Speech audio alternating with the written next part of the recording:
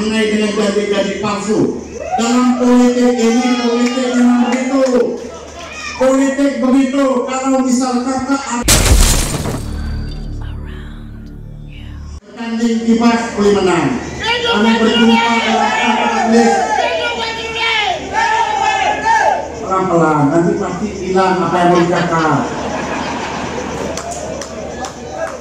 Kami berjumpa dalam satu musyawarah di Aris di Srigaya. Ingatkan saya, ingatkan Sri, kalau tidak ingat saya pernah kan Sri bersilang dalam satu majelis kawin. Itu yang saya ingat. Selain daripada itu saya lupa ingatkan. Orang tua berkata 10 tahun.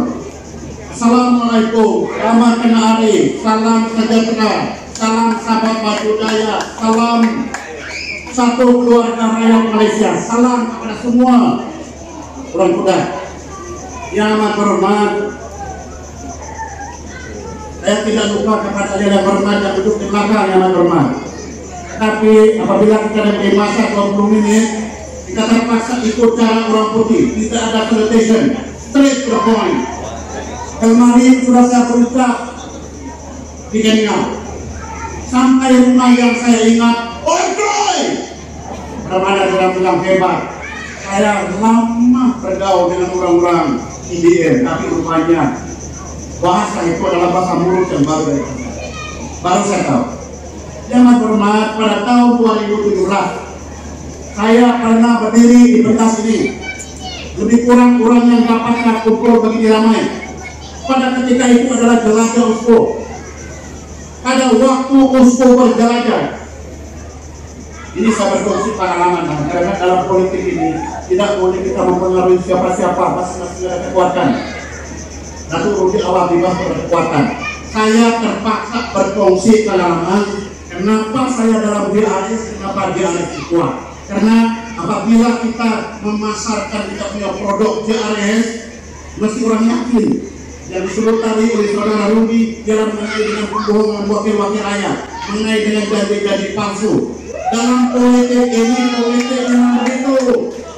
Politik begitu, kalau misalkan hari iso, walaupun kita janji hari ini, kita bilang matahari akan terbang,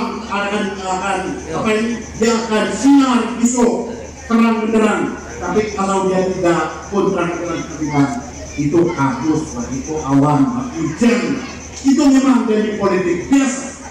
Kawan-kawan dan kawan-kawan, pada ketika waktu saya jelajah Oslo, setiap penjelajahan yang saya buat, saya tulis surat kepada ketua-ketua bagian yang berkenaan. Tetapi pada ketika itu tidak ada siapa yang mendengar. Pernah saya tulis surat kepada wakil rakyat pada ketika itu bahwa Oslo jelajah. Lebih kurang ramai orang macam begini. Tugas saya pada ketika itu adalah mengenal pasti apa beruang hubungan rakyat di bawah ini. Karena pada ketika itu suara-suara yang kita dengar ialah sabak untuk sabak Malaysian Agreement tidak mereka. Apabila saya buat laporan kepada pihak yang berkenaan, saya kata something is very wrong on the ground. Go on the ground, something is very wrong. Tetapi ada orang dengar, it really something was very wrong. Yang bercakap ini orang tua yang bercakap ini. Jadi keberadaan saya dalam GRI sudah sebab Pendekar Amin tidak boleh dipengaruhi oleh siapa-siapa. Dia tidak berguru politik kepada siapa-siapa. Dia tidak bersandaran politik kepada siapa-siapa. Pada ketika kerajaan berdaya kuat, Pendekar Amin daftar satu parti nama dia bersih. Nah, kadang-kadang dalam politik ini terjadi gila. Akar di suatu ketika adalah parti yang paling kuat di Sabah. Sama pada dengan LDP. Kenapa Pendekar Amin gila bubar akar pada ketika itu? Sekarang pula sudah umur 67, gila lagi pula mengetuai satu parti yang diberi nama USNO. Apa pasal? Karena pasal politik, pasal janji politik. Ingat, sebelum saya mengapalai USNO, Orang pertama yang jumpa kepada saya yang amat berhormat yang duduk sekarang. Izinkan saya cerita yang amat berhormat. Pasal ini mau dijual ini pemimpin di atas mau dijual, pembohong kali tidak, boleh jarak tidak. Jadi biar saya yang cerita. Coba kamu pikir, adakah manusia seorang yang berhormat, ketua menteri, baru menang election, orang yang kalah dalam pilihan raya macam saya, dia bertandang di rumah saya. Saya WhatsApp dengan amat berhormat, saya kata bolehkah saya jumpa? Saya mau jumpa, benar-benar mau jumpa. Dia jawab saya, jangan, ini pejabat saya. Saya akan datang di kampung jumpa sama Syari dalam Bajau. Coba bayangkan, 60 tahun, 70 tahun umur, saya berpolitik 40 tahun lebih. Belum pernah saya jumpa macam manusia begitu. Pada ketika waktu duduk di atas, dia masih ingat awal. Andaikan kami keras, tetapi apabila Datuk Haji Gubernur datang bertandang di rumah saya selepas pilihan raya, saya kalah, dia datang menghormati. Satu dunia tidak ada kepada saya, kepada manusia seperti begitu. Bermakna dia benar-benar menghormati. Inilah manusia yang terpasang. Selepas pilihan raya, saya tulis surat langsung minta maaf kepada kali saya telepon. Sampai saja yang bermaksud telepon, doang kau tidak. Dan kacau, saya tidak masa 20 menit.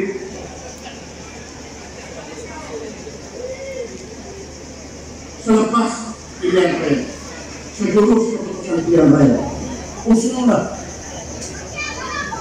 yang meminta untuk kasih masuk dalam PR. Nah, saya nampak bahwa ini ada satu pemimpin yang tidak angkuh, satu pemimpin yang benar-benar dia mempunyai perasaan terbuka, satu pemimpin yang benar-benar dia tidak pandai sama sekali menekan kepada kawan.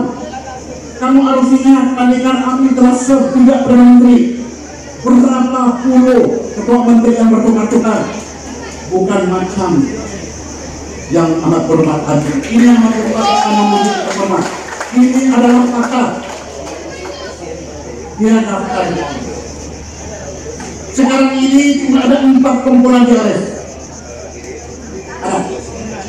Tetapi ramai lagi yang bisa membunuh.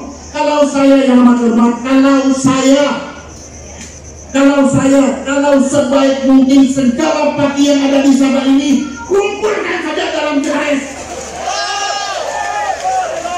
Kenapa? Mungkin ada yang tidak bersetuju dengan saya. Karena apabila banyak komponen dalam TRS yang menjadi masalah adalah pengajian kursi. Kenapa harus kursi itu yang menjadi matlamat utama? Kenapa harus menjadi yang dipanggil yang hormat barulah secara politik? Kalau sudah kamu mengalami politik macam kami sama Datuk Yong sama Dr. Kipri ini, baru kamu ingat politik itu memang turun naik. Kadang-kadang kau jatuh, kadang-kadang kau naik. Tapi kalau kau jatuh jangan tidak naik. Dr. Kipri dipenjara oleh kena pasal jadinya kelantangan. Lepas di penjara AEC berkawan pula sama Dr. Makir. Apa punya cerita?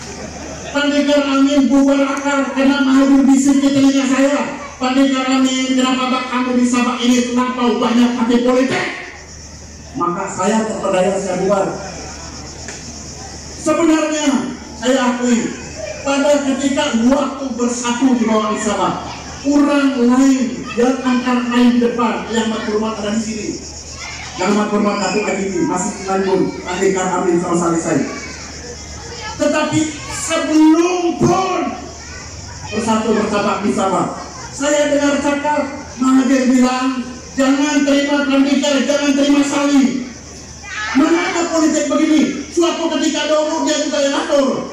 Kita bergilir-gilir ketua menteri. Setiap 2 tahun bergilir ketua menteri. Tiada demokrasi dalam dunia begini. Satu parti pun ketua menteri. Yang mengatur usaha kita adalah kurang. Sudah sampai masanya yang amat berhormat, biar kita atur diri kita sendiri. Kenapa harus kita berkelahi? Apa pasal? Kalau menteri tidak bersenandung, menteri besar sampai berpuluh-tahun, kalau tidak boleh berjalan, baru ada kasih turun. Di Sabah, 2 tahun dikasih gaji. Kamu tengok dan Koyong, masih lagi boleh. Itu masa panggil dia Suku, Hitman, dan udah kelompok, Winston. Teman-teman dia yang dulu dalam SCPT, teman-teman dulu dalam SCPT, seperti Datuk Hemantan, seperti kawan saya, yang lain punya timbalan, semua kasih tinggal dia masih oke. Parti kami kira-kira ada parti dia masih tinggal. Keluar masuk parti masih juga jadi pemimpin. Jangan ikut parti kami di Sabah satu saja nama parti kami. Ada ketika waktu BGS hancur, siapa yang kasih hancur? Yang kasih hancur ada kurang seberang. Kemasukan UMNO di Sabah adalah oleh karena ada orang seberang. Pada ketika itu pergisiran bukan banyak sangat. Saya ingat karena saya mau ikut sama yang ketua pergisiran cuma IGM saja, IGC pada ketika itu IGC. Kenapa ini persatuan kerajaan dusun sejak itu saja. Lepas itu berpecah. Setelah berpecah, satu pemimpinan bijaksana yang saya hormati sampai sekarang, Tan Sri Pimpinan. Dia dengan tabiatnya yang lemah lembut, tidak pandai bersuara, tinggi dan sedemikiannya. Apabila sudah dia keluar daripada Barisan Nasional, tidak lama lepas itu dia balik di Barisan Nasional. Bermana politik ini adalah macam runsai. Dia keluyung juga, tapi boleh di panggung.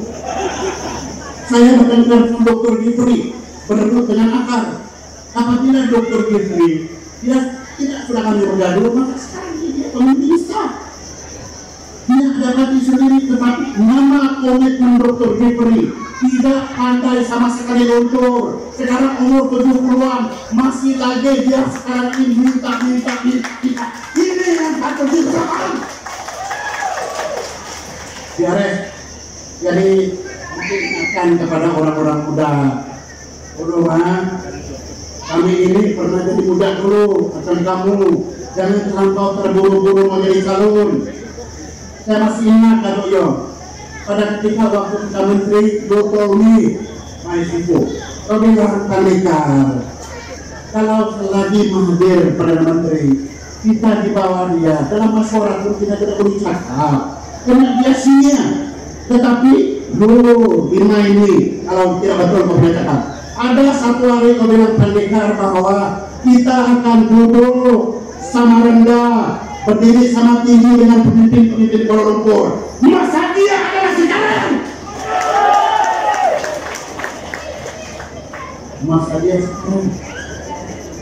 Masa dia sekarang?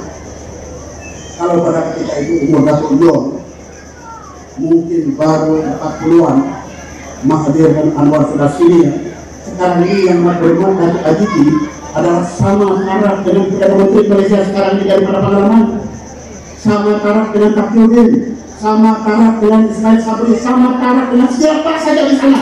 Bernama duduk sama rendah dan berdiri sama tinggi. Biar kita yang menentukan masa depan kita dalam PRS.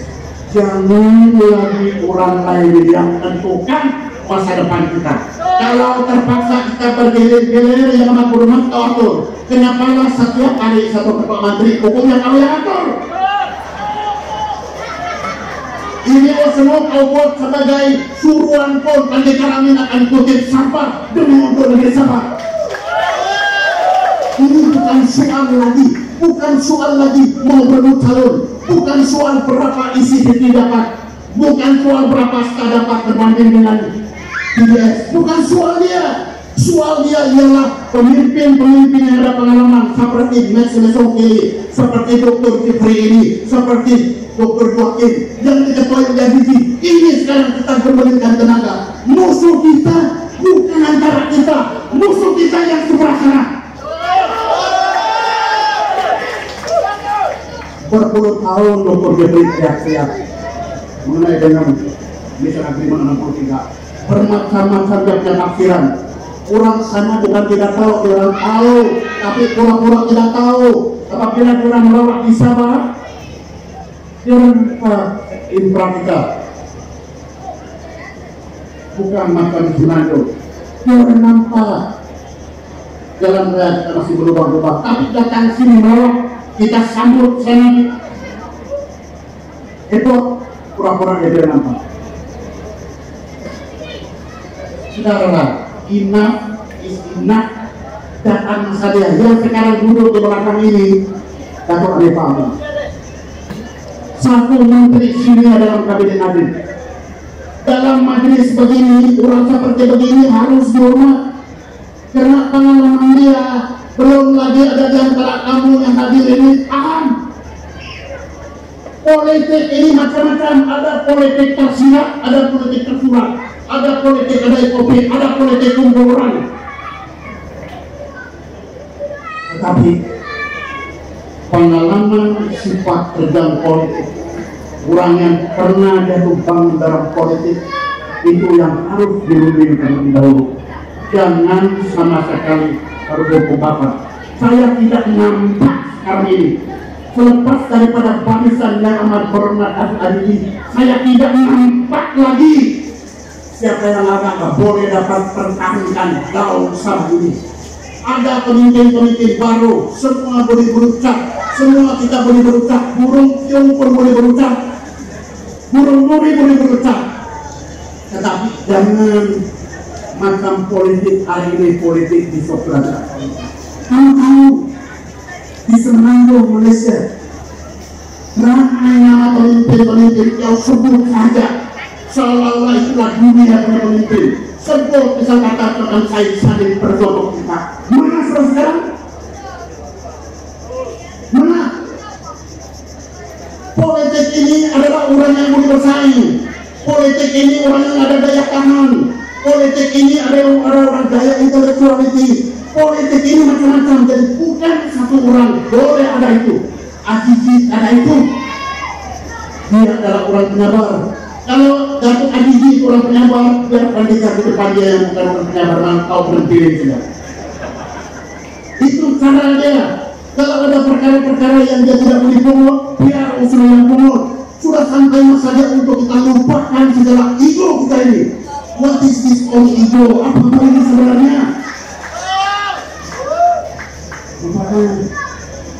Saudara Datuk Rudi, kau bertanding di bas kau menang. Tetapi dalam kemenangan Datuk, kalau tidak undi berpecah, mungkin Datuk tidak menang. Saya kalah walaupun kawasan lintasan dibuat untuk orang Iran. Saya kalah pasal semua berat Iran tidak bertanding. Kami pecah. Saya kalah 80 undi. Tapi kalau saya tidak bertanding, mungkin yang menang dalam bagaimana Datuk lagi di warisan. Betul tidak? Kemenangan di Sipanggar cuma 18 undi. Ini undi kalangan. Apabila kau menang majority berapa ratus, bukan bermana dunia atau kuliah. Nah, ada faktor-faktor politik yang lain yang bermain yang kita tidak nampak. Politik ini macam 4 dimensi. 4 dimensi. Bukan apa yang kau nampak di depan itu adalah. Kalau dulu apabila kau gambar orang, kau ada wide yang semua dapat. Sekarang belum cukup lagi yang bermata tua ini. Masih ada drone dikasih naik di atas. Baru dalam kampung gambar. Begitulah politik. Jadi dalam kesempatan ini itu adalah cerita saya, pengalaman saya dalam politik. Walaupun sudah bertungkat, saya bawa tungkat kadang-kadang saya tidak malu tadi. Ada orang yang mengatakan, sudah mau keluar apa bertungkat. Tapi yang saya heran semua orang kita. Apabila orang kita bertungkat ditegur, tapi apabila orang macam yang kasih kapasi dalam roda 4 itulah tidak orang tegur. Jadi oleh karena saya bertungkat, saya nampak saya punya berada Dr. Jeffrey. Saya bilang, bro, orang lebih tua daripada saya. Jadi tidak ada pakaian seperti kasih sama dia. Saya ada tungkat, saya tidak tungkat tadi. Tapi jangan main-main. Ini tungkat diambil saja ini. bukan bermakna dokter Jepri sama Pandika Amin pakai tongkat murid kamu tolak sembarangan. Itu tongkat piramide pura-pura sejak. Dan kamu harus ingat, orang pendek-pendek agak-agak ini susah kalau masih jatuh. Kalau dia jatuh pun paling-paling dia punya lutut tidak sakit-sakit. Asal dia pendek, dia dekat ibu tanah. Jadi jangan dengar orang pendek-pendek agak-agak. Jadi warisan pimpinan di atas itu, kamu yakin gak? Itulah masa depan Sabah. Kalau boleh kita lainnya, kalau boleh semua kaki-kaki di Sabah itu masuk dalam. Saya sendiri berperasaan begitu. Jangan lagi ada misal kata kalau dia masuk saya punya pohit dada macam Usno. Kadang-kadang saya malu cerita. Nanti kalau saya cerita nanti saudara Rudi ketawa sama saya. Kau politik what the hell you lost your shit. Malu juga saya. Jadi dalam politik ini si Aris ini ialah pimpinan yang saya tahu yang boleh, karena Yang Amat Hormat Datuk Haji ini adalah satu manusia yang saya rasa kita boleh kenakan dia ke depan, karena dia adalah satu manusia yang can provide the leadership. Dia nipis semua, tidak mudah untuk kau pengaruhi, tidak mudah untuk kau provok, tidak mudah untuk kau apa buat. Dia tenang dalam gelor raput, dia tenang. Jadi orang macam begini awas.